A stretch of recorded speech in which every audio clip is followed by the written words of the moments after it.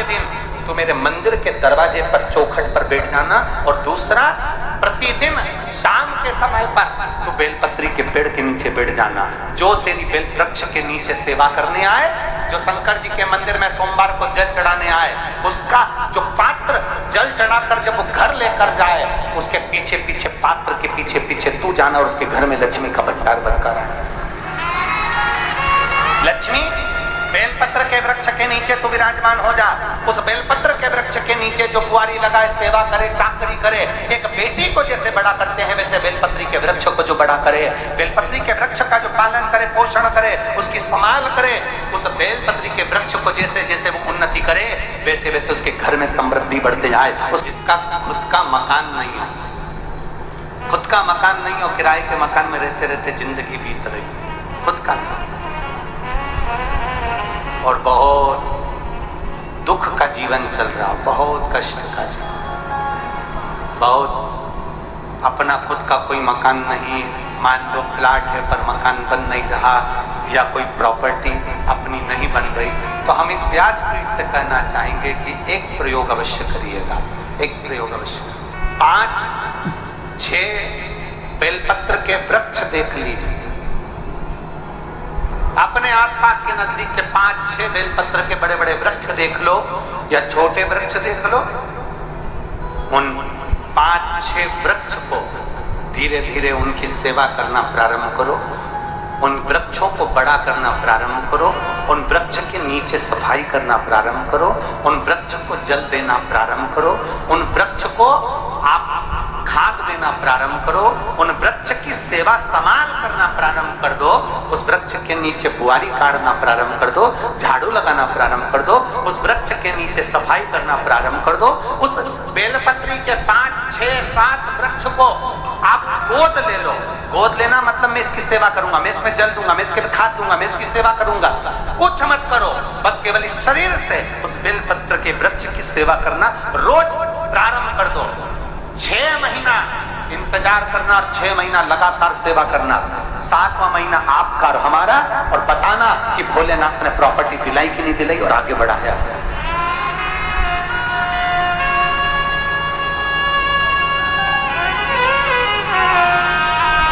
एक बेलपत्र का वृक्ष जिसके नीचे माता लक्ष्मी विराजमान होती है, एक बेलपत्र के वृक्ष के नीचे लक्ष्मी रहती है। दुनिया के लोग कहते हैं लक्ष्मी जी का दिन कौन सा है, बोलो जम के जल्दी से। शुक्रवार। दुनिया के लोग कहते हैं लक्ष्मी जी का दिन शुक्रवार है, और माता लक्ष्मी से पूछा जाए कि तुम्हारी माता ख्याति देवी नारायण भगवान के साथ तुम्हारी शादी नहीं कर रही थी, शंकर को लक्ष्मी दे रही थी, तब तुमने भगवान शंकर से विनती करी, भोले बाबा मैं नारायण से प्रेम करती हूँ, भगवान नारायण से मेरा विवाह हो। तो माता ख्याति देवी से शंकर भगवान ने विनय कर कर कहा कि लक्ष्मी जी का विवाह नारायण के साथ कर दिया जाए। भगवान नारायण के साथ जब लक्ष्मी जी का विवाह हो गया, तब लक्ष्मी जी हाथ जोड़कर बोलती हैं, बाबा मेरा विवाह नारायण के साथ हो गया, पर मैं आपके चरणों की सेवा करना चाहती हूँ, बाबा आप कृपा करिए कि मैं क्या करूँ आपके लिए। शंकर भगवान कहते हैं लक्ष्मी बस 2 चीजें कर दे, एक सोमवार के दिन तू मेरे मंदिर के दरवाजे पर चौखट पर बैठ जाना, और दूसरा प्रतिदिन शाम के समय पर तू बेलपत्री के पेड़ के नीचे बैठ जाना। जो तेरी बेल वृक्ष के नीचे सेवा करने आए, जो शंकर जी के मंदिर में सोमवार को जल चढ़ाने आए, उसका जो पात्र जल चढ़ाकर जब वो घर लेकर जाए, उसके पीछे पीछे पात्र के पीछे पीछे तू जाना और उसके घर में लक्ष्मी का भंडार बनकर आए। लक्ष्मी बेलपत्र के वृक्ष के नीचे तू विराजमान हो जा। उस बेलपत्र के वृक्ष के नीचे जो कुंवारी लगाए, सेवा करे, चाकरी करे। श्री शिवाय नमस्तुभ्यम। दोस्तों हर हर महादेव। स्वागत है आप सभी का हमारे YouTube चैनल वीके धवन में। हमारे चैनल पर गुरुजी द्वारा बताए गए उपायों का वर्णन मिलता है। अगर वीडियो अच्छी लगती है तो प्लीज़ वीडियो को लाइक करें, चैनल पर नए हैं तो चैनल को सब्सक्राइब करें ताकि आने वाली वीडियो का नोटिफिकेशन आप लोगों तक सबसे पहले पहुंचे। एक बेटी को जैसे बड़ा करते हैं वैसे बेलपत्री के वृक्ष को जो बड़ा करे, बेलपत्री के वृक्ष का जो पालन करे, पोषण करे, उसकी संभाल करे, उस बेलपत्री के वृक्ष को जैसे जैसे वो उन्नति करे वैसे वैसे उसके घर में समृद्धि बढ़ते जाए, उसके घर में वैभव बढ़ते जाए। ये शंकर भगवान माता लक्ष्मी से करे, भगवान शिव माता लक्ष्मी से करे। तो भस्म अगर शिव के मंदिर में भस्म मिल जाए, शंकर पर चढ़ी हुई भस्म अगर मिल जाए तो, और अगर भस्म ना मिले ना तो शंकर के जो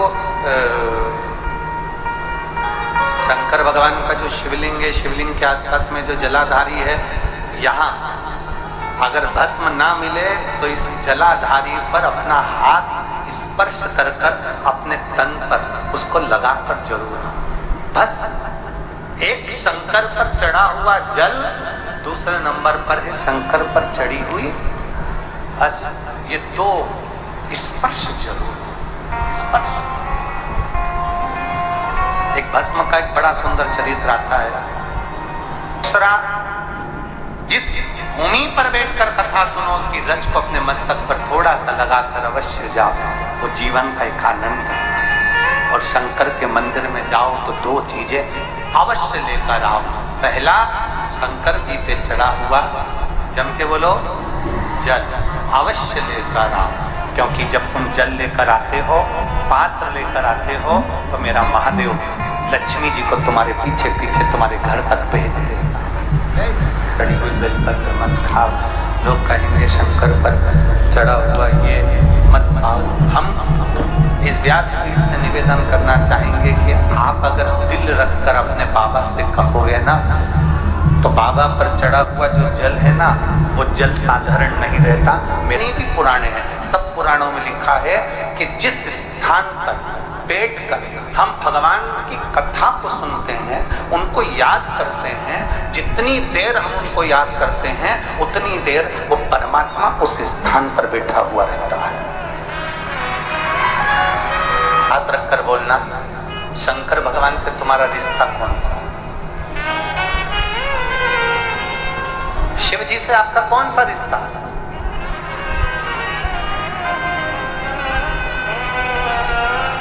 शंकर भगवान को आप क्या मानते हो?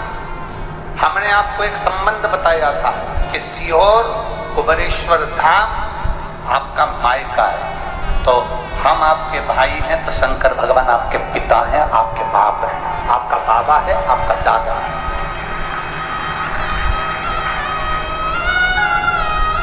अब आपसे हम प्रश्न करें, उत्तर मेरी कुरुत की बहनें भी देंगी और मेरे जीजा उन भी देंगे, और मेरी बेटियां और मेरे बेटे देंगे। आपसे प्रश्न करें, अगर बेटी को दुख होगा तो क्या वो अपने बाप से नहीं कहेगी? बोलो तो जम के। बेटी को तकलीफ है वो अपने बाप से ना कहेगी। बेटे को तकलीफ है तो वो अपने पिता से, अपनी माँ से नहीं कहेगा, मम्मी मुझे ये तकलीफ है, पापा मुझे ये दुख है, माँ मुझे ये तकलीफ है, पिताजी मुझे ये कष्ट है। क्या वो अपने माँ बाप से नहीं कहेंगे? क्या वो अपने माँ बाप से विनय नहीं करेंगे?